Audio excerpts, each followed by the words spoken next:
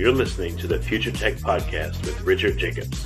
Future technologies such as artificial intelligence, stem cells, 3D printing, gene editing, Bitcoin, blockchain, the microbiome, quantum computing, virtual reality, and exploring space are much closer than you might think.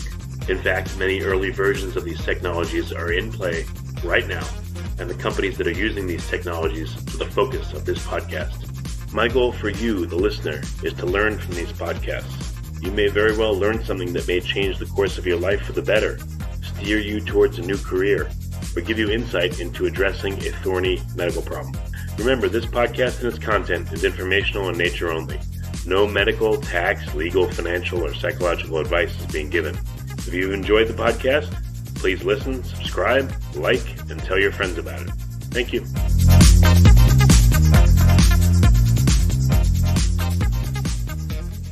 Hello, this is Richard Jacobs with the Future Tech and Future Tech Health podcast. Every so often, I do a podcast with myself as the guest. It's just my mental ruminations and thoughts in my head that I think may be of interest to listeners like you. So what I wanted to talk about today, and this won't be long, it'll be pretty short, probably 15 minutes or less, but I wanted to talk about the 80-20 principle. And I know that many people have talked about this to death, but I found it to be a super useful principle in my life, and I've come up with some new stuff I think that you'll find very useful. So the 80-20 principle means that everything in life is lopsided or skewed. And this is my interpretation. So out of all the friends you have in your life, there's a few that you talk to far more often than all the others. So they're the 80-20 of your friends. You know, there's a huge skew in how you interact with them. As a friend of mine, Perry Marshall, an author of 80-20 Sales and Marketing and various other books, wrote, he said, for instance, in the city you live in, 20% of the roads are driven on by 80% of the traffic, which is true. There's many roads in your city or town, and a few of them are driven on like crazy. And a lot of the roads are actually driven on pretty infrequently. I'm not just talking about country roads, but side roads, if you look at the patterns. So there's another skew for you. So why is this useful? Why I found it useful is that in business and in life, I know that everything is going to be skewed. So I look for it. I look for that skew in whatever I'm doing. So let's say I'm looking at my customers for my business. We did a report and we looked at, all right, who out of our customers complains the most? And who is the time vampire? Who's sucking away our customer service people's time and energy? And we found, out of the several hundred customers we have, there's a couple that really were like bloodsuckers in terms of time and energy and all that. And I made the decision to actually get rid of them as clients because they weren't worth it. When I looked at the math, they were actually costing me money instead of making money. And I wouldn't have even thought to see that or do that analysis unless I knew about the 80-20. And that's why stuff like that is so critical and it's so useful. Another thing is I used 80-20 to improve my product offering. So besides the podcast, I have another business that I do. I won't go into the details of it, but I'll just tell you the methods. So we looked at the service we provide, and we ranked each element of the service. So let's say there's 10 elements of my service. So we ranked each element by, on a scale of 1 to 10, how useful does the customer perceive that element is? 10 being like super useful, 1 being I couldn't care less. And we ranked it. Then we took the same items and we said, all right, how much work does it take to perform that service? 1 to 10, 10 being the most. Then how automatable or how much automation is there in that service, or how much has to be done by people and it's not repetitive and it's unique and it's difficult. Then we ranked it by how much time does it take to provide each service. Then we ranked by how much we perceive the service to be useful. So we got all these rankings next to these 10 items in the service. Now we sort it. We sort it by column 1, then column 2, then column 3, etc. And what jumped out at us, not surprisingly, was that, out of all the stuff we provide, the 10 items, there's like 2 or 3 that truly are useful for the client. And luckily, some of them overlap with what the client thinks is most important to them. So we rejiggered our offer. We cut out a few things that kind of fell to the bottom that weren't really useful or that took up a lot of time or weren't very interesting in the eyes of our customers. and we refocused the offer. And what happened is we saved a lot of time in providing the service to our clients. The clients are happier because they're getting what they perceive to be as something more useful. We also re-ranked it and looked at what is the most automatable stuff. So we created systems and procedures to automate and make faster and simpler the most automatable stuff. So just through this one analysis of what's going on in my business, we were able to really automate the heck out of everything and save a lot of time and money and energy and attract more clients. So that was like a super useful manifestation of the 80-20.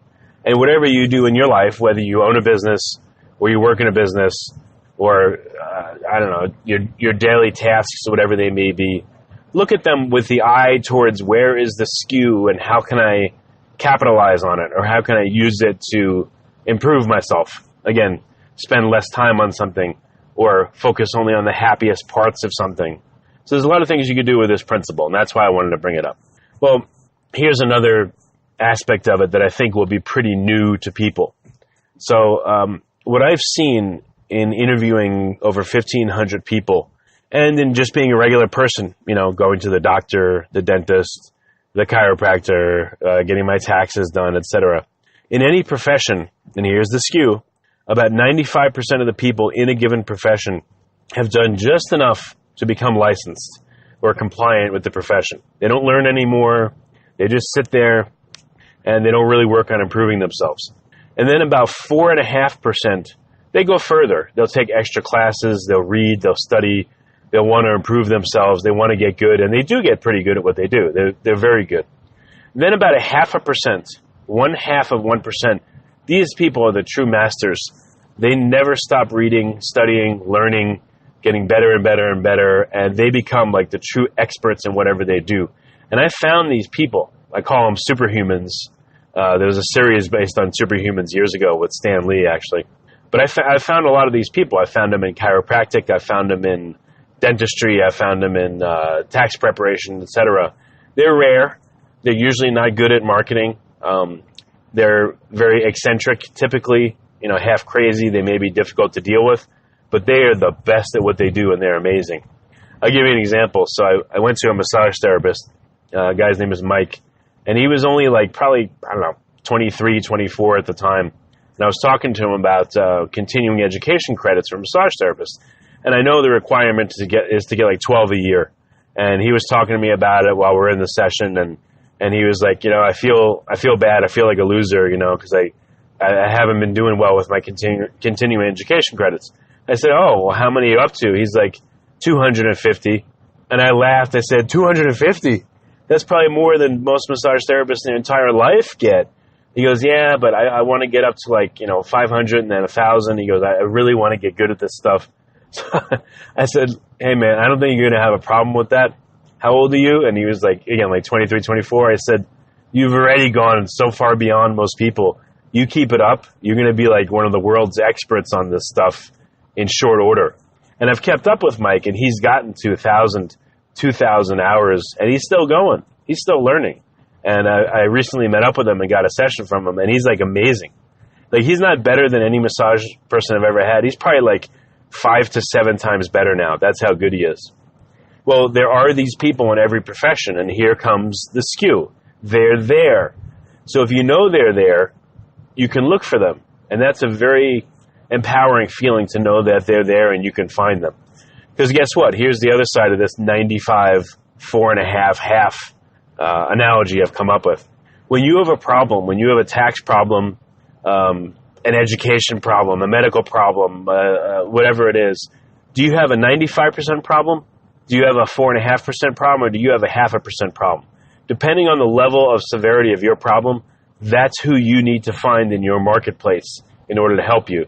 So if you've got, God forbid, a really unusual, tough, or a terminal medical diagnosis, for instance, again, God forbid, I don't wish this on anybody, a 95%er is probably not going to be able to help you. A 4.5%er, yeah, but the 0.5% person is who you really need to find. And unfortunately, that's not an easy thing to do, but that's what you need. If you've got a really intricate tax problem, same deal. You don't want the 95% person. And chances are at first blush, who you're going to find. You're going to find that 95%er. That's just, it takes work and digging to find these people, these superhumans. So that's my insight for today for you. I hope this helps you in your life. Any questions? We welcome feedback. I get some of it sometimes and not some other times, but any feedback you have on this podcast or other ones, please send us an email to support@futuretechpodcast.com. I always ask people to like and subscribe and listen in, and we're going to keep going. My personal goal, just so you know, is I've done about 1,500 podcasts. I want to see if in the next 7 or 8 years, if I can get up to 10,000. That's my goal. So we'll see if we get there. Thanks for listening in.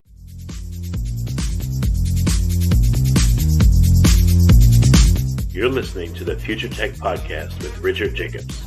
Future technologies such as artificial intelligence, stem cells, 3D printing, gene editing, Bitcoin, blockchain, the microbiome, quantum computing, virtual reality, and exploring space are much closer than you might think. In fact, many early versions of these technologies are in play right now, and the companies that are using these technologies are the focus of this podcast. My goal for you, the listener, is to learn from these podcasts. You may very well learn something that may change the course of your life for the better, steer you towards a new career, or give you insight into addressing a thorny medical problem. Remember, this podcast and its content is informational in nature only. No medical, tax, legal, financial, or psychological advice is being given. If you've enjoyed the podcast, please listen, subscribe, like, and tell your friends about it. Thank you.